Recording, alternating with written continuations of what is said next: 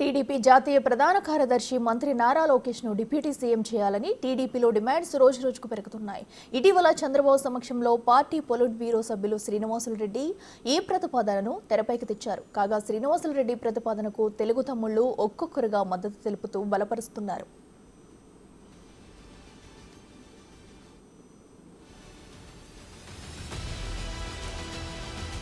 లోకేష్ కు deputy CM పదవి ఇవ్వాలన్న ప్రతిపాదనను టీడీపీ సీనియర్ నాయకులు సోమిరెడ్డి సమర్థించారు. ఈ మేరకు ట్వీట్ చేశారు ఆయన. డిప్యూటీ సీఎం పదవికి లోకేష్ 100% అర్హులేనన్నారు సోమిరెడ్డి. రాజకీయంగా అనేక డక్కాముక్కీలు తిని అవమానాలు ఎదుర్కొన్న తర్వాత యువగళం పాదయాత్రతో తనలోని నాయకత్వ లక్షణాలను లోకేష్ నిరూపించుకున్నారని సోమిరెడ్డి పేర్కొన్నారు.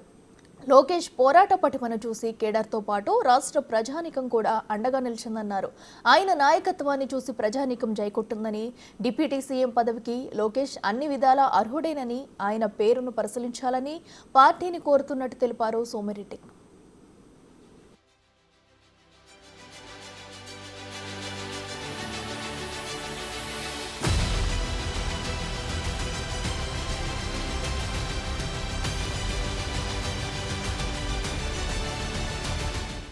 తాజాగా పిఠాపురం టీడీపీ నేత ఎస్వీఎస్ఎన్ వర్మ కూడా ఈ ప్రతిపాదనపై స్పందించారు. లోకేష్ను డిప్యూటీ సీఎం చేయాలని టీడీపీ శ్రేణులు డిమాండ్ చేయడంలో తప్పేముందని వర్మ ప్రశ్నించారు.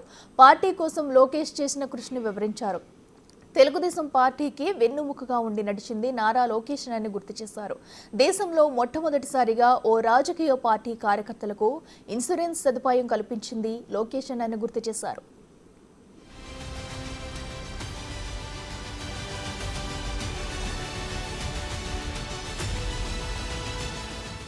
గతంలో పంచాయతీరాజ్ శాఖ మంత్రిగా పనిచేసిన లోకేష్ గ్రామాల్లో 75% రోడ్లను వేయించారని తెలిపారు వర్మ.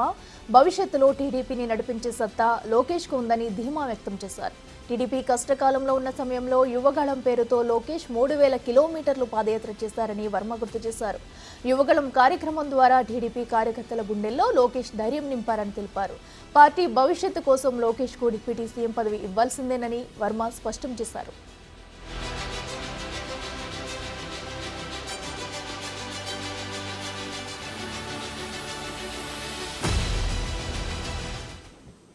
లోకేష్ గారికి డిప్యూటీ సీఎం అడుగుతున్నారు ఏంటంటున్నారు కదా మీరు. ఏం తక్కువ ఉంది ఆయనకి? ఆయన ఏం చేశాడో మీకు ఎవరికైనా తెలుసా? ఆయన ఎంత గొడ్డి చాకరీ చేశాడు లోకేష్ గారు తెలుగుదేశం పార్టీకి తెలుసా? వేళ పార్టీకి వెన్నెముగ్గా నడిచాడు.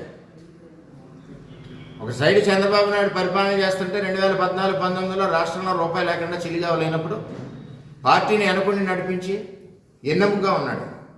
ఒకటిగా జ్ఞాపకం తెచ్చుకోండి, 2009 ఎలక్షన్ ముందు ఆయన నగదు బదిలీ పథకం తెచ్చాడు. ఆ రోజుల్లోనే బ్రహ్మాండంగా యుఎస్లో చదువుకున్నాడు అంట, యూనివర్సిటీలో నగదు బదిలీ తెచ్చాడు. ఆ నగదు బదిలీ అప్పుడు ఇంప్లిమెంట్ అయ్యి ఉంటే ఇవాళ పీడిఎస్ స్కామ్ లేదు. అలాగే మొట్టమొదటిసారిగా 50 లక్షలు మెంబర్షిప్ చేశాడు, ఆన్లైన్ మెంబర్షిప్. మొట్టమొదటిసారిగా నారా లోకేష్ ప్రపంచంలోనే పొలిటికల్ పార్టీలకి ఏదికి ఇన్సూరెన్స్ లేని సమయంలో మొట్టమొదటి ఇన్సూరెన్స్ కార్యకర్తగా ఉండాలని చెప్పి పెట్టిన నాయకుడు లోకేష్ గారు. దాన్ని చూసి ఇవాళ అన్ని పార్టీలు ఫాలో అవుతున్నాయి, నేషనల్ పార్టీలు కూడా. ఏం తక్కువది? నెక్స్ట్ పంచాయతీరాజ్ శాఖ మంత్రిగా లోకేష్ గారు పనిచేశాడు. ఇవాళ రాష్ట్రంలో 75% రోడ్లు వేసాం. అప్పుడు మన పిఠాపురాన్ని 75% రోడ్లు వేసాం. ఏం తక్కువ చేసాడు అంటున్నాను నేను. నారా లోకేష్ గురించి ఇబ్బంది పడ్డాను. తర్వాత ఈ మధ్యలో ఐటీ సెక్టర్ బ్రహ్మాండంగా డెవలప్ చేశాడు. IT sector. నెక్స్ట్ ప్రభుత్వం ఓడిపోయింది. ఈవేళ నాయకులు ఎవరన్నా కష్టం ఉన్నా సుఖం ఉన్నా పొలిటికల్గా ఎలా ఉన్నా కలిసిదే ఉన్నాయి నారా లోకేష్. మొత్తం మీద నారా లోకేష్ కు డిప్యూటీ సీఎం పదవి ఇవ్వాలనే ప్రతిపాదన రోజురోజుకు బలపడుతుంది. పార్టీలో సీనియర్ జూనియర్ అనే తేడా లేకుండా ప్రస్తుతం తెలుగు తమ్ముళ్లు ఈ డిమాండ్ని ప్రముఖంగా వినిపిస్తున్నారు.